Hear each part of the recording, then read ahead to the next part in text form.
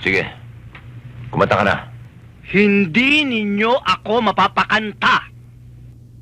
Ayaw mo talaga kumanta, ha? Ayoko. Okay.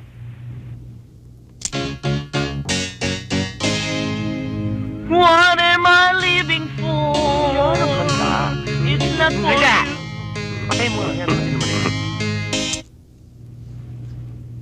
Ngayon, ituro mo sa amin kung saan namin matatagpuan si Tio Pablo.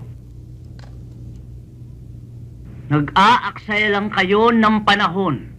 Hindi ko siya ituturo. Ayaw mo talaga ituro. Didn't you understand? Okay. Well, ngayon mawawala na yung mga living poor mo. Ang papalit dyan, living. Ganun, ha? Ganis, ha? Yan. No, please. Luganis ka Let me ngayon. go. Please, release me.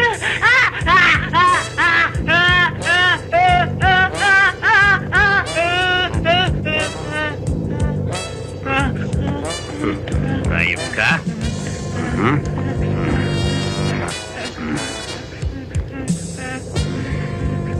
O, paano?